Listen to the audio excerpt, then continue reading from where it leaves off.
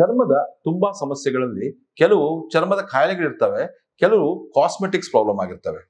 For example oily skin ಅಥವಾ dry skin.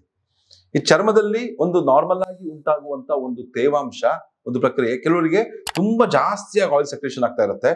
ಕೆಲವರಿಗೆ ತುಂಬಾ ಡ್ರೈ ಸ್ಕಿನ್ನಿಂಗು, ಆಯಿಲ್ ಸೆಕ್ರೇಷನ್ಸ್ ಇರಲ್ಲ, ತುಂಬಾ ಚರ್ಮದ ಕಾಯಿಲೆಗಳು ಅದರಿಂದ ತಲುಪ್ತವೆ. ಎರಡರಿಂದನೂ ಕೂಡ ಚರ್ಮದ ಸಮಸ್ಯೆಗಳು ತುಂಬಾ ಆಗ್ತವೆ.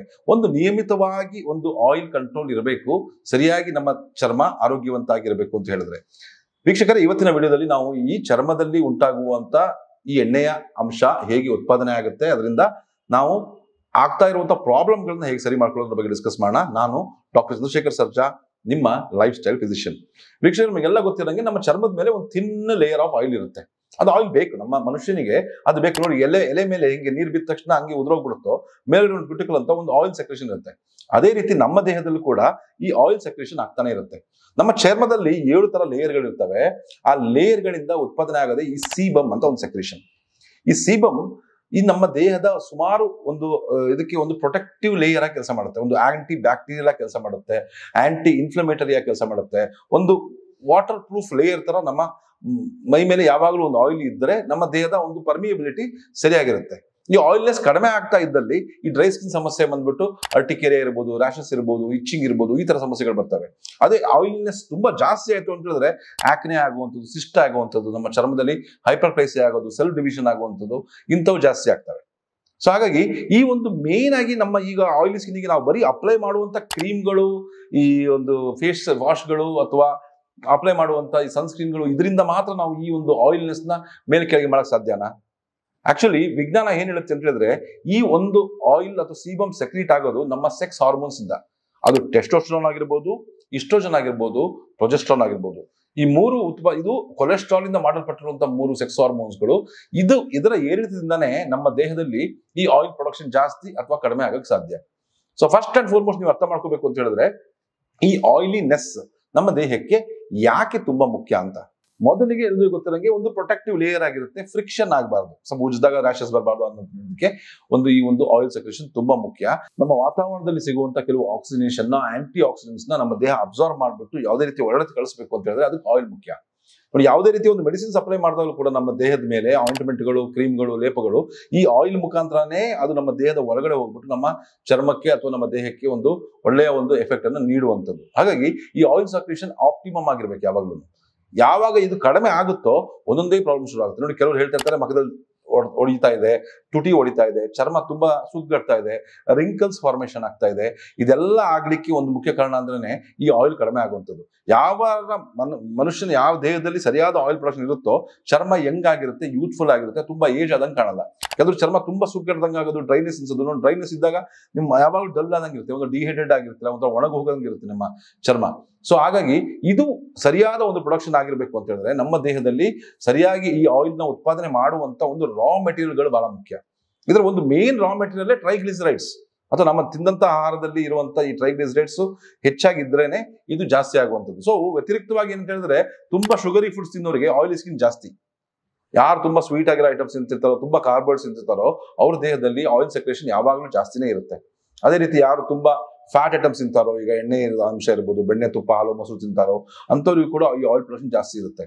ಈಗ ನೋಡಿ, ಚಳಿಗಾಲದಲ್ಲೆಲ್ಲ ನಾವು ಇವಾಗ ಸಂಕ್ರಾಂತಿ ಅಂತ ಹಬ್ಬ ಮಾಡ್ತೀವಿ, ನಾವು ಎಳ್ಳು, ಬೆಲ್ಲ, ಈ ಕಡಲೆ ಬೀಜ, ಈ ಕೊಬ್ಬರಿ, ಈ ತೆಂಗಿನಕಾಯಿ ಇದನ್ನೆಲ್ಲ ಜಾಸ್ತಿ ಯೂಸ್ ಮಾಡಕ್ಕೆ ಪ್ರೇರೇಪಿಸ್ತಾರೆ ನಮ್ಮ ಹಿಂದೆ ಕಾಲದಿಂದ. ಯಾಕೆ ಅಂತ ಹೇಳಿದ್ರೆ ಈ ಟೈಮ್ನಲ್ಲಿ ಈ ಚರ್ಮದಲ್ಲಿ ಆಯಿಲ್ನೆಸ್ ಕಡಿಮೆ ಆಗೋಗ್ಬಿಡುತ್ತೆ, ಈ ತರ ಆಹಾರಗಳು ತಿನ್ನೋದ್ರಿಂದ ಜಾಸ್ತಿ ಆಗುತ್ತೆ ಅಂತ.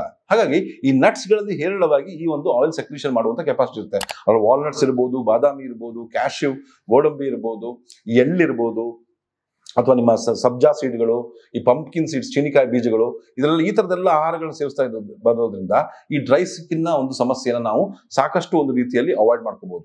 ಅದೇ ರೀತಿ ಈ ತುಂಬಾ ಡ್ರೈ ಸ್ಕಿನ್ ಇದ್ದವ್ರ, ಆಯಿಲಿ ಸ್ಕಿನ್ ಇದ್ದವ್ರಲ್ಲಿ ಈ ತರದನ್ನ ಅವಾಯ್ಡ್ ಮಾಡಿ ಸರಿಯಾಗ್ಬಿಡುತ್ತೆ. ಅತಿಯಾದ ಸಕ್ಕರೆ ಅಂಶ ಕಡಿಮೆ ಆಗ್ಬಿಡುತ್ತೆ. ನೋಡಿ, ಕೆಲವರಿಗೆ ಏನಂತ ಹೇಳ್ತಾ ಇದ್ರೆ ಆಯಿಲ್ನೆಸ್ ಜಾಸ್ತಿ ಅಂತ ಹೇಳ್ಬಿಟ್ಟು ಕೆಲವು ಕ್ರೀಮ್ಗಳನ್ನ ಅಪ್ಲೈ ಮಾಡ್ತಾರೆ ಡ್ರೈ ಸ್ಕಿನ್ ಮಾಡ್ಲಿಕ್ಕೆ ಅಂತ ಹೇಳ್ಬಿಟ್ಟು, ಅದು ಹೋಗಿ ಬ್ಲಾಕ್ ಆಗೋಗ್ಬಿಡುತ್ತೆ. ಈಗ ಮುಲ್ತಾನಿ ಮಿಟ್ಟಿ ಹಚ್ಕೊಳ್ಳೋದು ಒಂದು ಆಪ್ಷನ್. ಆದ್ರೆ ತುಂಬಾ ಆಯಿಲ್ ಸ್ಕಿನ್ ಇದ್ದವರಲ್ಲಿ ಈ ಸಿಸ್ಟ್ಗಳು, ಆಕ್ನೆ ಫಾರ್ಮೇಶನ್ ಅಥವಾ ಈ ಪಿಂಪಲ್ ಫಾರ್ಮೇಶನ್ ಜಾಸ್ತಿ ಇದ್ದಾಗಲ್ಲಿ ಈ ತರ ಒಂದು ಪ್ಯಾಕ್ ಗಳನ್ನ ಅಪ್ಲೈ ಮಾಡ್ಕೊಳ್ಳೋದ್ರಿಂದ ಏನಾಗುತ್ತೆ ಅಂತ ಹೇಳಿದ್ರೆ ಆ ಒಂದು ಬ್ಲಾಕ್ಸ್ ಹೋಗ್ಬಿಟ್ಟು ಬ್ಲಾಕ್ ಆಗ್ಬಿಟ್ಟು ಆ ಪೋರ್ಗಳು ಅಲ್ಲಿಂದ ಒಂದು ಹೊಸ ಹೊಸ ಸಿಸ್ಟ್ಗಳು ಅಥವಾ ಹೊಸ ಹೊಸ ಪಿಂಪಲ್ಗಳು ಉತ್ಪಾದನೆ ಆಗಿ ಸ್ಟಾರ್ಟ್ ಆಗೋಗ್ಬಿಡ್ತವೆ. ಹಾಗಾಗಿ ಅದಕ್ಕಿಂತ ಬೆಸ್ಟ್ ಒಂದು ಟೆಕ್ನಿಕ್, ತುಂಬಾ ಆಯಿಲಿ ಸ್ಕಿನ್ ಇದ್ದವರು ಸ್ವಲ್ಪ ಕಡಿಮೆ ಮಾಡ್ಕೊಳ್ಳೋಕೆ ಮನಿ ಮೇಜರ್ ಪ್ರಾಬ್ಲಮ್ ಅಂತ ಹೇಳಿದ್ರೆ ಆಯಿಲಿನೆಸ್ ಬಾಡಿನೆಲ್ಲ ಇದ್ರೆ ಯಾರು ತಲೆ ಕೆಡ್ಸಕ್ಕೆ ಹೋಗಲ್ಲ. ಆದ್ರೆ ಫೇಸ್ ಅಲ್ಲಿ ತುಂಬಾ ಆಯಿಲಿನೆಸ್ ಇದ್ದಾಗಲೇ ತುಂಬಾ ಜಿಗ್ ಅಂತೆ, ಮಕ್ಕ ಡಲ್ ಆಗಿ ಕಾಣುತ್ತೆ, ಸ್ವಲ್ಪ ಎಣ್ಣೆ ರಿಲೀಸ್ ಆಗ್ತಾ ಇದ್ದಾಗ ಅಂದಾಗ ಸ್ವಲ್ಪ ಲೇಡೀಸ್ ಸಾಧಾರಣವಾಗಿ ಒಂದು ಇದು ಮಾಡ್ತಾರೆ. ಆದ್ರೆ ಆಕ್ಚುಲಿ ಹೇಳ್ಬೇಕು ಅಂತ ಹೇಳಿದ್ರೆ ಒಳ್ಳೆ ಆಯಿಲ್ ಪ್ರೊಡಕ್ಷನ್ ತುಂಬಾ ಒಳ್ಳೇದೇ. ಹಂಗೂ ತೀರಾ ನಿಮಗೆ ಕಾಸ್ಮೆಟಿಕ್ ಪರ್ಪಸಸ್ ಅಲ್ಲಿ ನಿಮಗೆ ತುಂಬಾ ಬ್ಲಾಕ್ಸ್ ಆಗಬಾರ್ದು, ಪೋರ್ಸಸ್ ಅದೇ ರೀತಿ ನಿಮ್ಮ ಸ್ಕಿನ್ ಡ್ರೈ ಆಗಿರ್ಬೇಕು, ಯೂತ್ಫುಲ್ ಆಗಿರ್ಬೇಕು ಅಂತ ಹೇಳಿದ್ರೆ ನೀವು ಒಂದು ಟೆಕ್ನಿಕ್ ಫಾಲೋ ಮಾಡ್ಬೋದು. ಅದು ಏನಂತ ಹೇಳಿದ್ರೆ ಅದು ಗ್ರೀನ್ ಟೀ ಮತ್ತು ಲೆಮನ್ ನ ಫೇಸ್ ವಾಶ್. ಒಂದು ಪಾತ್ರೆಯಲ್ಲಿ ನೀರನ್ನ ಹಾಕಿ ಸ್ವಲ್ಪ ಗ್ರೀನ್ ಟೀಯ ಎಲೆಗಳನ್ನ ಹಾಕಿ ಸ್ವಲ್ಪ ಕುದಿಸ್ಬಿಟ್ಟು ಅದನ್ನ ಸೋಸ್ಕೊಂಡ್ಬಿಟ್ಟು ಒಂದು 4ರಿಂದ 5 ಹನಿ ಅದರಲ್ಲಿ ನಿಂಬೆ ರಸವನ್ನ ಆಡ್ ಮಾಡಿ ಅದರಲ್ಲಿ ಡೈಲಿ ನಿಮ್ಮ ಫೇಸ್ ನ ವಾಶ್ ಮಾಡ್ತಾ ಬರೋದ್ರಿಂದ ನೀವು ಸ್ಕಿನ್ ಅಲ್ಲಿ ಎಕ್ಸ್ಟ್ರಾ ಆಗಿರುವಂತ ಈ ಒಂದು ಗ್ರೀನ್ ಟೀ ಆಗಿರ್ಬೋದು ಮತ್ತು ಲೆಮನ್ ಆಗಿರ್ಬೋದು ನ್ಯಾಚುರಲ್ ಎಕ್ಸ್ಫೋಲಿಯಂಟ್ ಆಗಿ ಕೆಲಸ ಮಾಡ್ಬಿಟ್ಟು ಅದನ್ನ ಕ್ಲೀನ್ ಮಾಡುತ್ತೆ ಅಂತ ಹೇಳ್ಕೊಂಡು ವೈಜ್ಞಾನಿಕವಾಗಿ ಪ್ರೂವ್ ಆಗಿದೆ. ಅದೇ ರೀತಿ ನೀವು ಅತಿಯಾದ ಸಕ್ಕರೆ ಅಂಶ ಸೇವಿಸ್ತಾ ಇದ್ರೆ ಅದನ್ನ ಅವಾಯ್ಡ್ ಮಾಡೋದ್ರಿಂದ ಕೂಡ ಈ ಆಯಿಲಿ ಸ್ಕಿನ್ ಇಂದ ನಾವು ಮುಕ್ತಿ ಹೊಂದಬಹುದು. ಅದೇ ರೀತಿ ತುಂಬಾ ಹೇರಳವಾಗಿ ನೀವು ಫ್ಯಾಟ್ ಐಟಮ್ಸ್ಗಳು ಇದನ್ನ ಎಲ್ಲ ತಿಂತಾ ಇದ್ರೆ ಅದನ್ನು ಕೂಡ ಅವಾಯ್ಡ್ ಮಾಡಿದ್ರೆ ನಿಮ್ಮ ದೇಹದಲ್ಲಿ ಅಷ್ಟೊಂದು ಆಯಿಲ್ ಪ್ರೊಡಕ್ಷನ್ ಕಡಿಮೆ ಆಗ್ತಾ ಬರುತ್ತೆ.